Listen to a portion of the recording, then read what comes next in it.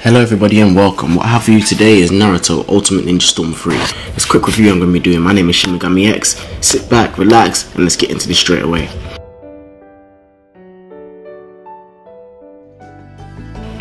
Okay, with Naruto Ultimate Ninja Storm 3 there are various game modes you can use. You have Ultimate Adventure, which is generally the story mode. You have Online Battle, which says it in itself, Battle Online, and you have Free Battle.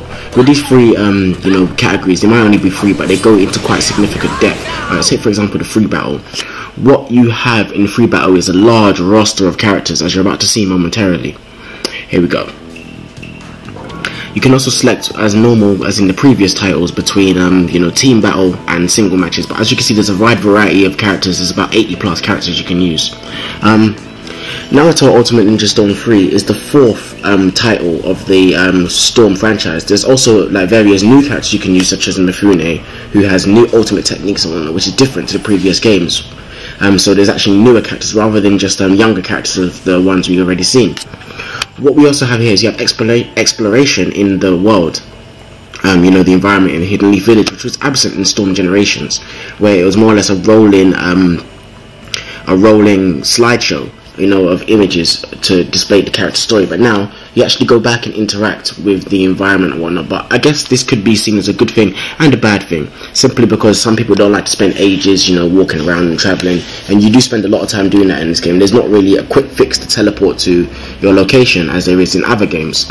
So I guess that's one little gripe with the checking out and adventuring around the town and whatnot, the Hidden Leaf Village.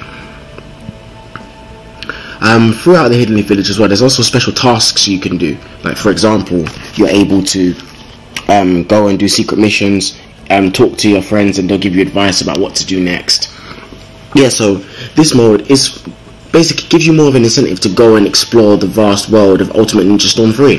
What this one lacks, that's different in such as Ninja Storm 1, is that you can't scale the building, so the freedom is very limited in this game, like how it was in Ultimate Ninja Storm 2. Because in Ultimate Ninja Storm 2 now is more or less just a straight path. There wasn't really much 3D moving around, as you can see what's happening right about now. It was more or less one path, here's where you go, that's it. But then whereas in Ultimate Ninja Storm, you was able to jump across buildings and scale them however you want. It was completely interactive and fully three-dimensional. So that's another gripe I have. It's not as successful as the previous title. Another problem with this mode is that when you're talking with people in and around the town, the conversation can be lengthy and drawn out, because rather than being said, they're actually just they're just a slideshow of text, which can be pretty boring, mundane, and a bit of a downer to read, a bit of a drag, and could easily make you quite bored. So what this game also has is very interactive cutscenes, and so it's very true to the story. As you can see, there's this epic clash between Naruto and Sasuke, which is not true to the series, because fights like this didn't actually happen. Like the animation and whatnot wasn't exactly like this, but this is done simply for entertainment purposes. There are also, like I said, a variety of new characters, such as the legendary Madara Uchiha, who you can agree to somewhat extent once you play the game that he's very overpowered, as you're about to see in these next few combos. What Madara does, he uses like almost overpowered awakening attacks in his normal combos. So you can argue that he's overpowered and it's a bit unfair between characters. So that's what another gripe I could probably have with the game, is that the characters, their abilities and whatnot, they are spread out evenly because it's true to the series. But then you have you basically have fan favorites which are overpowered, and people generally use them and spam them online. What else you have in this game is which is new and intuitive. It's a hack and slash kind of theme, where you can face more than one enemy at a time. Whereas you can see right now, I'm the QB mode Naruto, running around smacking people up. You can also do this in various other ones. Like there's one with Sasuke where he has a samurai sword and he's cutting down all the samurai in the 5 Kage Summit. So this is just another mode that they've added to, basically switch up the gameplay, make it more fun, which I think has worked because it's very intuitive and works very well. And it's just another great feature of the game. And this feature is implemented throughout a lot of the game actually, not just in this instance. It's implemented throughout the war, implemented throughout, like I say, with Sasuke, here, various times this, hack and slash thing comes up. So if you're not a fan of hack and slash genre, this could be pretty much a downer for you. But if you're down for intuitiveness like I am, yeah, this would be a great title to pick up in terms of, being intuitive and different to the previous titles. As you can see, you can also perform like your combos as you would normally. The camera can be a bit shaky sometimes. For example, as you can see, you have to turn the camera around to be able to face multiple enemies, because the only downside I have with this is that it doesn't lock on to any particular character. So you're literally there, you have to guide the camera, which you can argue is a good thing because you have to test your limits as a gamer, but also for ease of use purposes, that's not so great. Okay, now we're going to go into the boss battles. You can choose two difficulties, either legend or hero. The difficulties change in terms of what you do. Like in the hero difficulty with Tsunade, you'll take on Madara on your own and try to create an opening, which, if you know the series, is unrealistic. Tsunade could not do that on her own. But then if you could choose something like legend mode, where you take him on all by yourself, you take him on as a group, and then you fly on the clouds, and basically good luck surviving. That's what the challenge of it is. They give you two difficulties, because obviously some gamers are better at games than others, and which I think they've done well to cater for their audience, knowing that, you know, they've got a unique gameplay system which they've tweaked and made very intuitive, but not everybody may be used to it, so they've given you modes just to be user friendly, which I think is great. It's fantastic actually. Okay, as you can see, this is one of the boss battles, and I think they put a lot of time, effort and energy into their boss battles. For example, this big brute that you see here, the Susanoo, doesn't just like randomly swing at you and, you know, in a pattern. What it does is, like, they're very smart. They've increased the AI, and like in this, when I say AI, I'm talking about the artificial intelligence of the CPU. Okay, then that's what I think they've done really well here. What else I think is done really well is that the cutscenes are very interactive, and the way they're interactive is that they implement a series of quick time events, but also giving you very stunning graphics. And you know, we all know that graphics doesn't make a game, but they very much help, especially when you're making a HD version of a game that is based off Japanese anime. I think it's done very well, simply because, you know, it's high definition and they've kept it true to the art style of the original manga and anime series. So I think that's done really well. So when you're seeing those stunning visuals combined with the intuitiveness of the quick time events, as you've just seen right now, where you have to smash B. This is on the Xbox version, by the way. So yeah, when you have to smash B to make it work.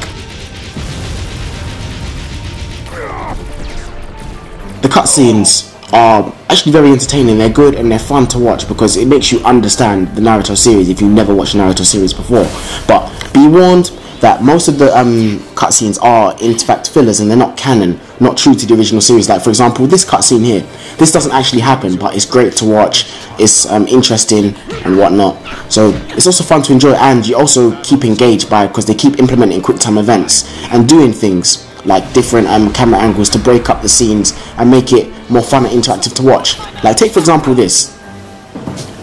For those of you who are dedicated Naruto fans, you would know that Naruto has a lot of thoughts and, you know, ideals behind him. So this punch signifies a lot.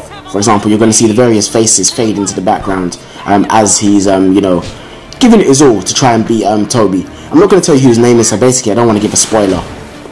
So as you'll see in the quick time event going on there, and when you complete this quick time event to a decent time, you unlock a secret factor. And the secret factor is basically an in-game cutscene of even further depth, which they've done really well in animation. Basically, they spent more time on animation in that. Okay, now back to the boss battles.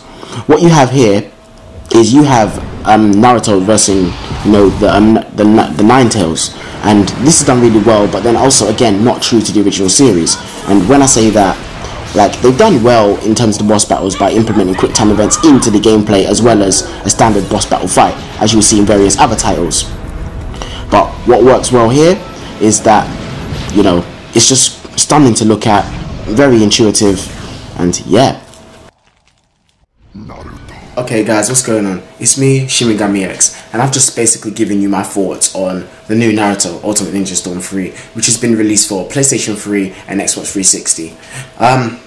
As you can see, I'm going to start this by giving you, you know, the star rating of this game. I'm going to give it a good 8.5 out of 10. The reason I've given it 8.5 out of 10 is simply because I believe that it's very intuitive compared to the previous titles, because this is the fourth title of the Storm Generations franchise. And what this one does differently very well is that, okay, for starters, they have more characters, which they should, because, you know, it's a sequel to Ninja Storm Generations and Ninja Storm 2, so that's a given. The graphics are somewhat better in terms of the cutscenes, and the animation's smoother because I think they've increased the frame rate of the games. What else works well for me is that they've simplified the menu and whatnot, but they've also made it more in depth. So for example, you have the free battle versus mode, and where you have a tournament mode, you have the standard versus mode. That's what you'd have. You have online mode where you can do online tournaments, compete in competitions. There's a variety of things you can do online as well. And then you have the ultimate adventure, and the ultimate adventure is basically the story mode, where I think they've just done a spectacular job. They've stayed true to the original series to a certain extent, but where they haven't stayed true to the original series, it doesn't really matter, because they made up for it in terms of smooth animation and keeping you like engaged with the audience by using quick time events and implementing new and intuitive things, such as the hack and slash element of the game, which has been unseen in any Naruto game that's been created or developed so far. So I must say that they've done an outstanding job with this game, and which is why I give it an 8.5 star rating. I do recommend you buy it. I've bought this game. Well, I'm going to be buying this game.